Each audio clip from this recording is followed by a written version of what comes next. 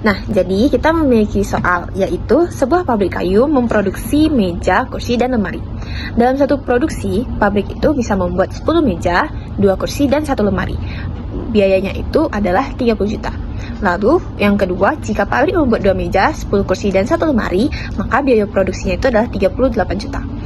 Yang terakhir, jika pabrik membuat 1 meja, 2 kursi, dan 10 lemari, maka biaya produksinya itu adalah 48 juta. Nah, dari sini kita bisa menyelesaikan hal ini dengan metode Jacobi. Pertama, kita bentuk dulu SPL-nya seperti yang terlihat di layar. Lalu, pada Maple ini kita harus menggunakan with linear algebra supaya bisa menggunakan fungsi-fungsinya. Dan kita bentuk dulu matriksnya, matriks A dan B. Nah, sebelumnya kita tes dulu kondisi dari SPL-nya dengan menggunakan dari linear algebra itu. Dan didapatkan kalau misalnya kondisinya itu 1,75, yang berarti karena nilai kondisinya ini kecil, maka SPL-nya well conditioned. Lalu kita substitusi nilai awalnya. Di sini saya memakai nilai awal 0,0,0. Dan dimasukkan juga solusi awalnya itu adalah 2, 3, dan 4.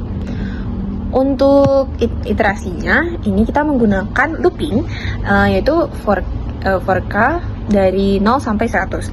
Nah, ini dia membatasi iterasinya sampai 100. Karena kita masukkan saja kodenya seperti ini, dan diperolehlah iterasinya sebanyak 3 kali dengan toleransi errornya ini 0,1. Sehingga diperoleh hasil dengan metode Jacobi. Selanjutnya saya akan menjelaskan mengenai penyelesaian sistem persamaan linear menggunakan iterasi Gauss-Seidel. Iterasi Gauss-Seidel adalah metode numerik untuk menyelesaikan persamaan linear. Metode ini mirip dengan metode Jacobi, tetapi dengan perbedaan bahwa nilai-nilai yang telah dihitung sebelumnya digunakan langsung dalam perhitungan selanjutnya. Langsung saja di sini kita menggunakan mendeklarasikan rumus iterasi Gauss-Seidel dan didapat 2 iterasi, karena pada iterasi sebelumnya didapatkan 3 iterasi, sedangkan pada iterasi Gauss-Seidel ini didapatkan 2 iterasi, karena iterasi Gauss-Seidel seringkali konvergen lebih cepat daripada metode Jacobi. Metode ini hanya memerlukan penyimpanan nilai-nilai yang telah dihitung sebelumnya. Baik, di sini saya akan melanjutkan penjelasan mengenai penyelesaian SPL dengan metode Jacobi dan Gauss-Seidel, tetapi dengan nilai awalnya yang berbeda. Nah, pertama untuk metode Jacobi, pertama kita masukkan SPL seperti sebelumnya, dan untuk nilai awalnya kita masukkan X1-nya, saya ambil ini X1-nya sama dengan 2, X2-nya sama dengan 4, dan X3-nya sama dengan 6. Nah, didapatkan iterasinya seperti berikut. Nah, untuk selanjutnya itu ada metode Gauss-Seidelnya. Untuk metode Gauss-Seidel itu saya masukkan SPL seperti sebelumnya, dan nilai awalnya kita ambil juga X1-nya sama dengan 2, X2-nya sama dengan 4, dan X3-nya sama dengan 6. Nah, didapatkan iterasinya seperti berikut. Perbedaan antara kita menggunakan nilai awalnya 0 dan ketika kita menggunakan nilai awalnya berbeda, itu dapat kita lihat dari iterasinya, di mana untuk nilai awalnya 0 itu nilai iterasinya itu lebih besar, dan sedangkan untuk nilai awalnya berbeda itu nilai iterasinya lebih kecil. Baik, kali ini saya akan menjelaskan bagaimana cara menyelesaikan sistem persamaan linear dengan menggunakan metode Jacobi dan Seidel dengan error yang berbeda.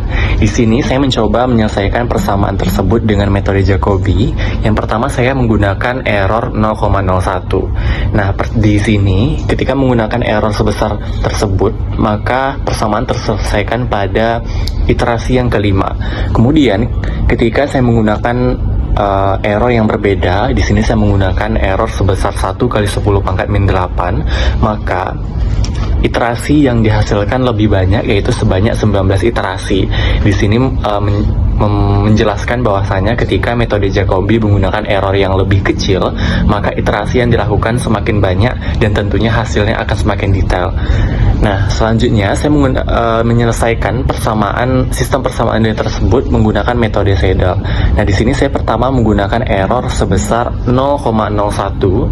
Sistem persamaan linear terselesaikan pada iterasi ketiga. Lalu, saya juga menggunakan error yang lebih kecil, yaitu sebesar 1 dikali 10 pangkat min 8. Nah, di sini sistem SPL-nya terselesaikan pada iterasi ke-8. Nah, di sini juga menjelaskan bahwasanya ketika error yang digunakan itu lebih kecil, maka iterasi yang dilakukan akan semakin banyak dan hasilnya pun akan semakin detail atau semakin mendekati. Baiklah, dari hasil pemaparan oleh rekan-rekan saya dapat kita lihat dan bandingkan bahwa untuk solusi pendekatan dengan menggunakan metode Jacobi dan Gauss-Seidel dengan error 0,1 dan nilai awal yaitu X1 sama dengan X2 sama dengan X3 sama dengan 0 diperoleh sebanyak 3 iterasi untuk metode Jacobi dan sebanyak 2 iterasi untuk metode Gauss-Seidel. Sedangkan jika nilai awal diganti menjadi X1 sama dengan 2, X2 sama dengan 4, dan X3 sama dengan 6, maka jumlah iterasi yang dihasilkan tetap sama, yaitu untuk Jacobi sebanyak 3 iterasi dan untuk metode Gauss-Seidel sebanyak 2 iterasi. Namun jika dilihat secara langsung, error yang dihasilkan dengan mengganti nilai awalnya akan menjadi lebih kecil. Hal ini disebabkan karena penggunaan nilai awal yang sangat berpengaruh. Nilai awal yang kita gunakan yaitu X1 sama dengan 2, X2 sama dengan 4, dan X3 sama dengan 6 lebih mendekati ke solusi eksak dari SPL yang kita punya. Oleh karena itu, nilai awal yang solusinya lebih dekat dengan solusi eksak maka akan menghasilkan error yang lebih kecil. Kemudian untuk penggunaan metode Jacobi dan Seidel dengan error 0,01 diperoleh sebanyak 5 iterasi untuk metode Jacobi dan 3 iterasi untuk metode Gauss-Seidel.